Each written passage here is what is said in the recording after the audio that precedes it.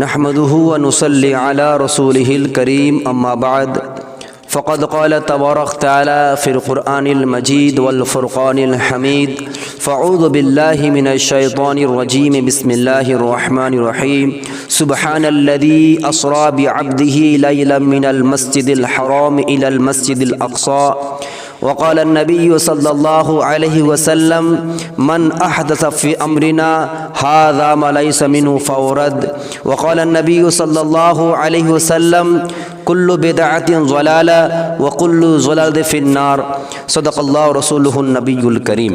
میرے معزز سامعین کرام، بزرگوں، عزیز ساتھیوں، امید کرتا ہوں کہ آپ تم حضرات خیریت و عافیت ہوں گے۔ اللہ تبارک تعالیٰ سے دعا گو ہے کہ حق سبحانہ وتعالی ہمیں اور آپ کو مزید خوش اور خرم رکھنے کی توفیق عطا فرمائے، آمین ثم آمین۔ آج کی اس ویڈیو میں بہت ہی اہم ترین مسائل لے کر آیا ہوں۔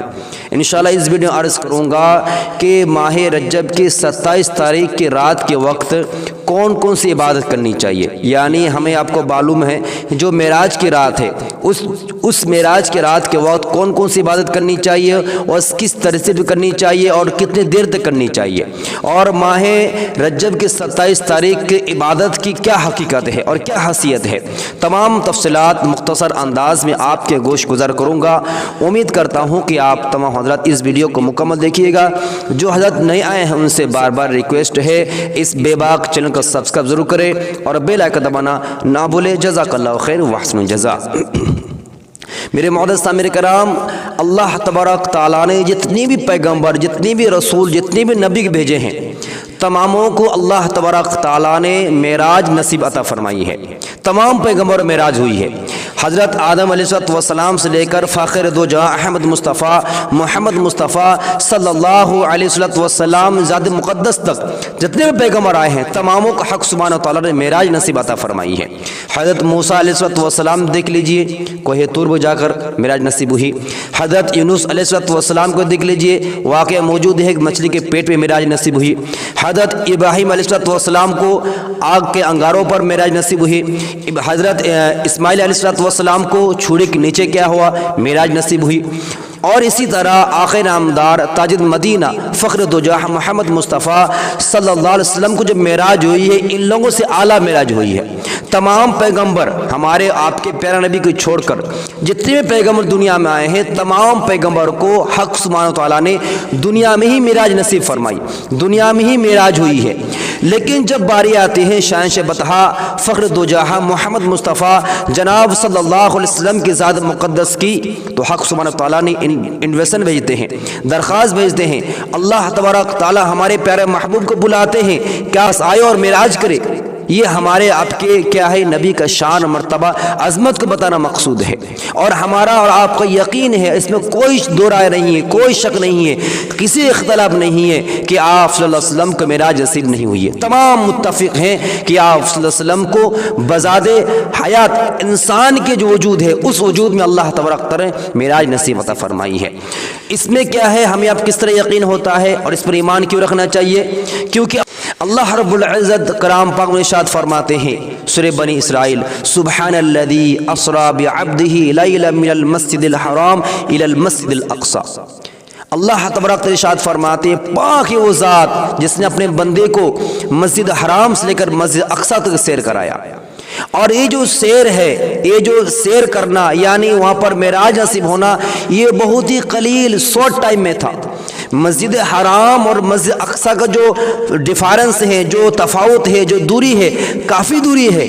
یہ دوری اللہ تبارک تعالیٰ نے چند لمحہ کے درمیان سیر کروایا، اور صرف اس پر محدود نہیں ہے، اس پر محدود نہیں ہے۔ اس کے بعد مسجد حرام سے مسجد اقصی، اس کے بعد اللہ تبارک تعالیٰ نے ہمارے آپ کے پیارے نبی جناب محمد مصطفیٰ صلی اللہ علیہ وسلم کو ساتوں آسمان سیر کروائے، جنت اور جہنم کو سیر کرایا گیا۔ اور اسی طرح جتنے بھی پیغمبر علیہ السلام ہیں تماموں کا کیا ہے ہم کلام ہوئی، تمام کو دیدار نصیب ہوئی، اور اس کے بعد سب سے بڑی اس امت کے لیے فضلت اور مقام یہ بنتا ہے کہ ہمارے نبی تمام نبی کے امام بنے۔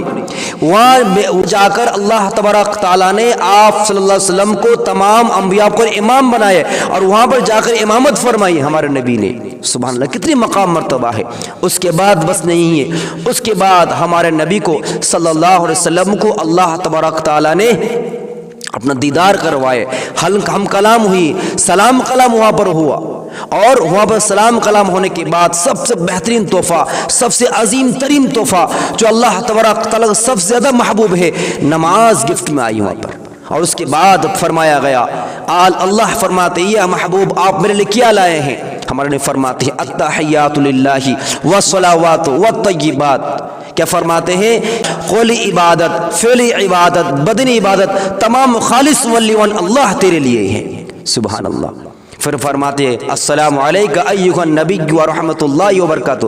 مکمل تفصیلات ہیں، جمعہ کا ویڈیو میں انشاءاللہ آ جائے گی۔ تو یہاں پر کیا بتانا ہے کہ تمام قولی عبادت ہو، تمام فعلی عبادت ہو، تمام مالی عبادت خالص تیرے لیے ہے اللہ تبارک تعالیٰ۔ یہ تمام کیا ہوا پر اللہ تبارک تعالیٰ نے پیش کیا گیا، عاجزی، انکساری، پیار و محبت، عشق تمام ٹوٹ ٹوٹ کر تیرے لیے خالص اللہ تیرے لیے ہے۔ اس کے بعد آپ صلی اللہ علیہ وسلم دنیا میں تشریف لائے، اس کے بعد آپ صلی اللہ علیہ وسلم دنیا میں تشریف لائے، اور اس بات کو ابو جہل ہے یا جتنے بھی کفار مشرکین ہیں تمام انکار کر رہے تھے۔ ابو جہل غالباً وہ کہہ رہا ہے حضرت ابوبکر صدیق رضی اللہ تعالی عنہ سے، ایک آدمی ہے کہ مسجد حرام سے مسجد اقصی تک راتوں رات سیر کر لیا، ساتوں آسمان پار ہو گیا، جنت جہنم دیکھ کر آ گیا، کیا ایسے انسان سچا ہے؟ ابوبکر صدیق رضی اللہ فرماتے ہیں نہیں، ایسے کبھی ہو نہیں سکتے، یہ ناممکن ہے، جھوٹ بات ہے۔ تو جھوٹ تم خود کہہ رہا ہے نا، تمہارا محمد، تمہارا دوست، تمہارے جگری یار، بیسٹ فرینڈ، وہ کیا کہہ رہا ہے؟ کہہ رہا میں نے مسجد حرام سے مسجد اقصی تک سیر کر لیا، ساتوں آسمان گھوم گیا، جنت جہنم دیکھ کے آ گیا، اللہ سے ہم کلام کر کے آ گیا میں۔ تو حضرت ابوبکر صدیق رضی کیا فرماتے ہیں؟ بالکل صدقتا، اس نے سچ کہا ہے، ہمارے نبی نے اگر ایسے کہا ہے بالکل سچ کہا ہے۔ اللہ اکبر۔ یہ ہے تب جا کر ابوبکر صدیق رضی اللہ عنہ صداقت صدیق کا لقب مل گیا۔ میرے معزز سامعین کرام، اس کے بعد یہ تمام واقعہ ہونے کے بعد آپ صلی اللہ علیہ وسلم کہ یہ جو معراج کا واقعہ ہوا تھا یہ ہجرت کے 2 سال پہلے پیش آئی تھی۔ جو معراج کا واقعہ ہجرت کے 2 سال پہلے واقع پیش آئی، اس کے بعد آپ صلی اللہ علیہ وسلم 12 سال حیات رہی۔ کتنے سال؟ 12 سال حیات طیبہ نصیب ہوئی ان کو، 12 سال حیات طیبہ ملا ان کو آپ صلی اللہ علیہ وسلم کو۔ تو 12 سال میں آپ صلی اللہ علیہ وسلم نے اس طرح عبادت نہیں کیا جس طرح ہم لوگوں نے، خاص کر 27 کو کیا کر لیا ہم لوگوں نے فکس کر لیا ہے۔ دوسری بات اس میں ایک بات کو آپ کے سامنے ایڈ کرنا چاہتا ہوں، یہ جو 27 رجب ہے اس پر کوئی فکس نہیں ہے کہ آپ صلی اللہ علیہ وسلم کو جو معراج نصیب ہوئی ہے، معراج کے واقعے پیش آیا ہے، یہ خاص رجب میں نہیں ہے۔ کسی کہنا ہے کہ کیا ہے وہ رمضان کے مہینے میں، کسی نے کوئی شعبان مہینے میں یا کوئی دیگر مہینے میں، مثال طور پر کوئی دوسرے مہینے میں کہہ رہے ہیں۔ صحیح قول کے موافق یہ بالکل کیا ہے محذوف ہے، صحیح قول کہیں نہیں کھوج کے ملا میرے علم میں، اگر ہے تو آپ سے گزارش ہے کہ آپ پیش کر دیجیے گا، انشاءاللہ میں تحقیق کر لوں گا۔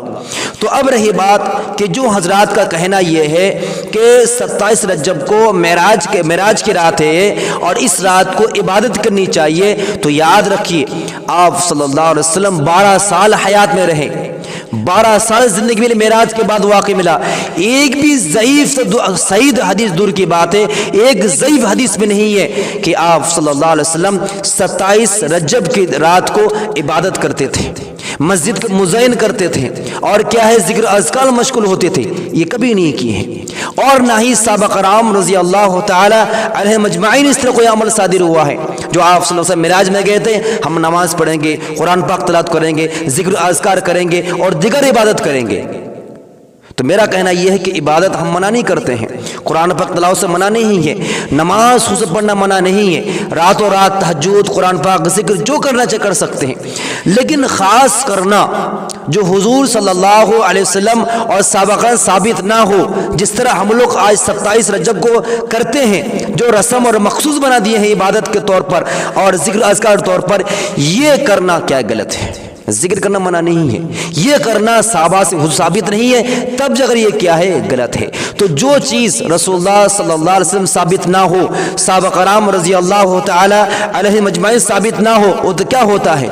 بدعت ہوتا ہے، جیسے کہ حدیث میں آیا ہے، بالکل صحیح حدیث ہے، عائشہ صدیقہ رضی اللہ عنہ فرماتے ہیں من احدث فی امرنا ھذا ما لیس منہ فہو رد، کہ کوئی بھی امر جو حضور صلی اللہ علیہ وسلم نہیں بیان فرمائے ہو، اس کو کوئی بیان فرماتا ہے حضور نسبت کرتے ہوئے، پاک نبی پر نسبت کرتے ہوئے، اس بات کو تسلیم نہیں کی جائے گی، اس بات کو دیوار پٹک کر مار دیا جائے گا۔